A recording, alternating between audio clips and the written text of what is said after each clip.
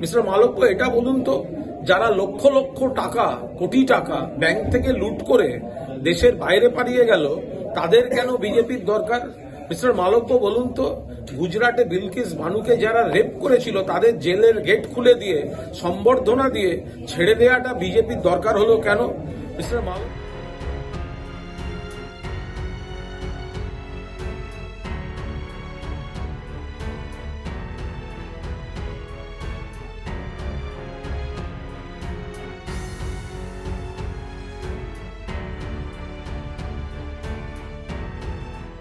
মমতা বন্দ্যোপাধ্যায়ের কাছে কেন শাহজাহান শেখের মতো মানুষ এত গুরুত্বপূর্ণ?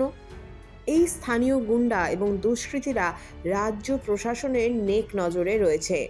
এরাই তৃণমূল কংগ্রেসের জন্য মুসলিম ভোট ব্যাংক নিশ্চিত করে, কিন্তু সব ছক সামনে আসতে শুরু করেছে। ফুরপুরা মাদ্রাসায় তো টিএমসি সিপিআইএম আইএসএফ জোটের কাছে হেরেই গেছে 6-0-তে। বর্তমান যে পরিস্থিতি সামনে আসছে, পশ্চিমবঙ্গের মুখ্যমন্ত্রী ও স্বরাষ্ট্রমন্ত্রী মমতা বন্দ্যোপাধ্যায় আদেও শাহজাহান শেখকে গ্রেপ্তারের নির্দেশ দেওয়ার সাহস পাবেন কিনা সে নিয়ে যথেষ্ট সন্দেহ আছে।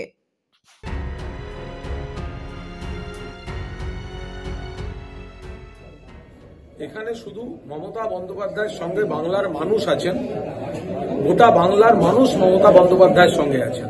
ফলে আলাদা করে একে কেন দরকার, তাকে কেন দরকার, এই কথাগুলো খুব মিসইউজ করছেন মিস্টার মালব্য। মিস্টার মালব্য, এটা বলুন তো, যারা লক্ষ লক্ষ টাকা, কোটি টাকা ব্যাংক থেকে লুট করে দেশের বাইরে পালিয়ে গেল, তাদের কেন বিজেপির দরকার?